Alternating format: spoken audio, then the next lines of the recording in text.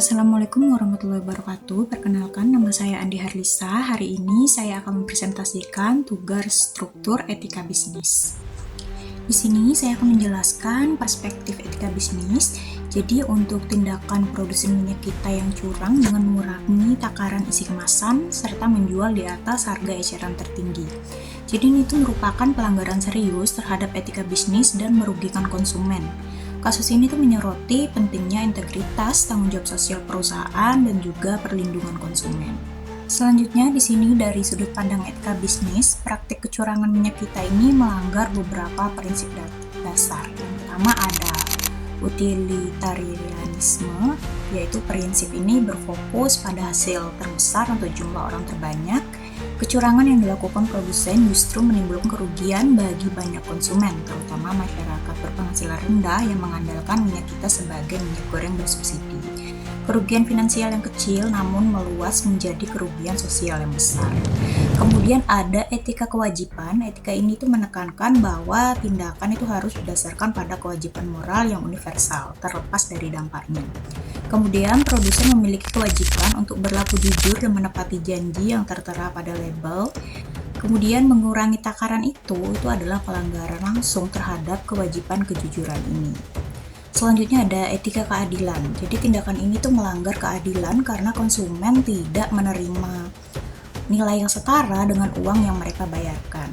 Selain itu, minyak kita itu adalah program yang ditujukan untuk menjamin ketersediaan pangan dan harga terjangkau bagi semua lapisan masyarakat. Kecurangan ini merusak tujuan keadilan distribusi tersebut. Selanjutnya ada etika yang dilanggar. Yang pertama ada etika kejujuran dan keterbukaan. Jadi melabeli kemasan dengan takaran 1 liter padahal isinya itu kurang, hanya 750 sampai 800 ml. Itu adalah kebohongan dan menyesatkan informasi yang disengaja.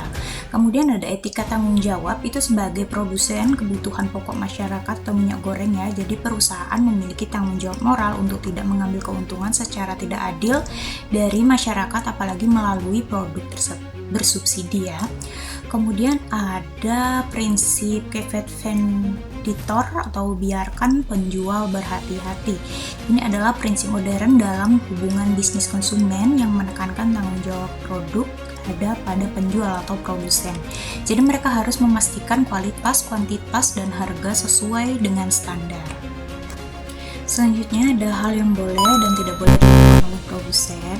Yang pertama untuk hal yang boleh dilakukan itu memastikan takaran dan kualitas produk sesuai dengan label dan standar yang ditetapkan pemerintah SNI. Kemudian ada pun yang tidak boleh dilakukan yaitu melakukan kecurangan takaran atau penyematan volume yang merugikan konsumen.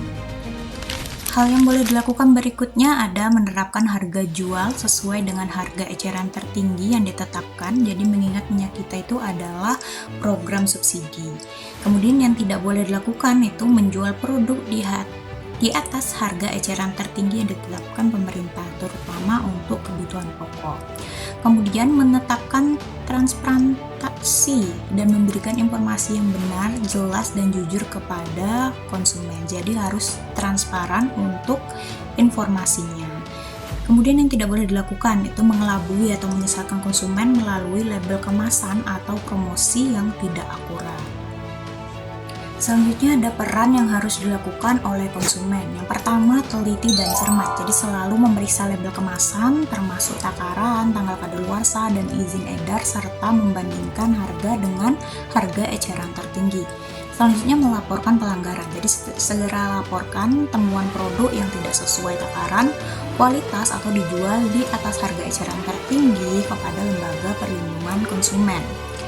Selanjutnya ada menuntut ganti rugi. Jadi konsumen itu berhak menuntut ganti rugi dari pelaku usaha atas kerugian yang dialami akibat produk yang tidak sesuai. Untuk peran yang harus dilakukan oleh pemerintah sebagai regulator, yang pertama itu melakukan pengawasan dengan ketat, yaitu dengan memperketat pengawasan di seluruh rantai distribusi mulai dari pabrik, produsen, hingga pedagang pengecer untuk memastikan takaran kualitas dan harga minyak kita itu sesuai dengan ketentuan. Kemudian penindakan hukum yang tegas, jadi menindak tegas pelaku usaha yang terbukti curang. Sanksi harus mencakup pencabutan izin usaha, denda berat, dan sanksi pidana. Untuk audit dan investigasi itu melakukan audit independen terhadap seluruh produsen minyak kita untuk mengusut tuntas praktik kecurangan ini dan memastikan adanya akuntabilitas. Selanjutnya ada edukasi dan transparansi, jadi meningkatkan edukasi kepada masyarakat tentang hak-hak konsumen dan cara melaporkan pelanggaran serta memastikan transparansi informasi mengenai harga eceran tertinggi dan standar produk. Demikian yang dapat saya sampaikan, kurang dan lebihnya saya mohon maaf. Terima kasih. Wassalamualaikum warahmatullahi wabarakatuh.